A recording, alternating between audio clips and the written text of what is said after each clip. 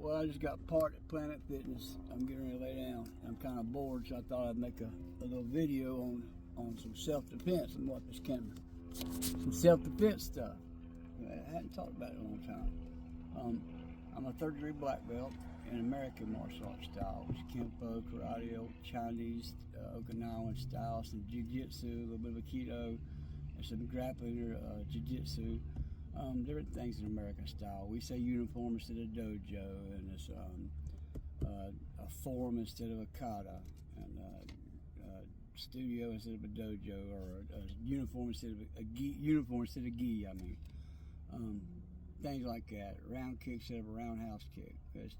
It's all the basic same. A punch, a jab's a jab, a cross punch, a knife hand, a ridge hand, a ridge hand. It's same blocks and techniques, but there's a few things you can do in close quarters, and this is for self-defense, getting the heck out of there if somebody's going to hurt you. This isn't for playing around with your buddy kind of stuff.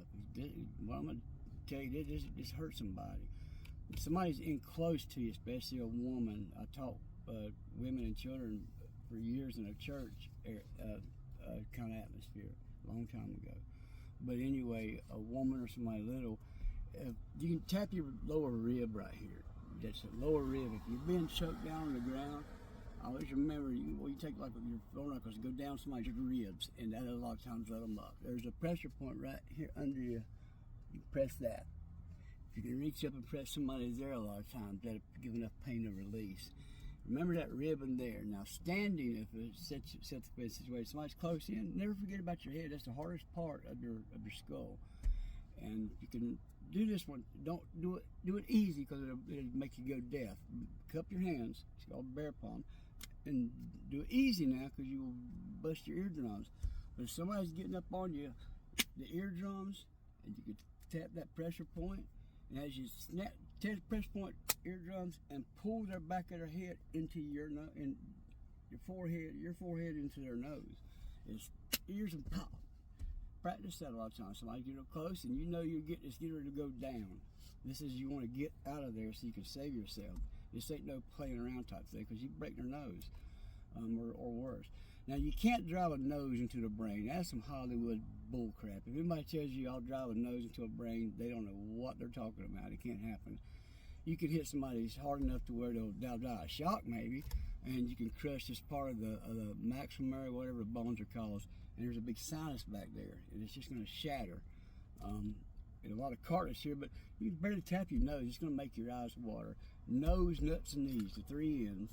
I mean, you don't care how big you are. Your cartilage, for any size man, or the taller the worse, you a side kick it or a side stomp their foot, and then stomp the knee on a bigger guy. That's a quick thing. And their gonads, whatever. That's gonna make a man's eyes water. And as they bend down, but you think about these things. Anytime you get into a self-defense situation, you start trying to throw some kicks and all, you're gonna end up on the ground. You're gonna get hurt. Don't be throwing no kicks and no haymakers and things like that. Try to get yourself out of the situation. Fighting or self-defense situations is for morons. Try to get away from a confrontation. I hate street fighting and all that stuff. It's ridiculous. And what happens is, it usually lasts about 17 seconds, I think, on average, is what the statistics say. And people get up, square up. What you gonna do? What you gonna do? What you gonna do? Don't get that close to nobody. Somebody invade your space within 6 inches, or bought and paid for. I don't care. Or that, I think more. I think about a foot. There's a circle around just your space, and you know when somebody gets a little uncomfortable to you, and you know if they're being aggressive, eardrums, back of the head, forehead, headbutt to their nose. Don't forget about the headbutt. It's there. Somebody's behind you, same thing, a headbutt. I did a partner to show you how to get out of a lot of stuff like full Nelsons and how to get out of different joint techniques, but if I get somebody to help me, I'll do some videos on that. But always remember, the eardrums are really something nobody thinks about. It's a good self-defense. Headbutting to the nose is always good. The cartilage on the knees and the gonads, and that lower rib, that floating rib, it doesn't take much. It's real tender there. Also, pinch the bottom of your side of your thigh right here. That part of your leg, just pinch, if you pinch it just right, I don't care how big you are, that'll bring a person to your knees almost if you do it right. But that's a few little things. Maybe if you get into a situation where you're uncomfortable, somebody's getting ready to hurt you, and you got to get out of there. Don't forget about the eardrums, the lower rib, and the headbutt.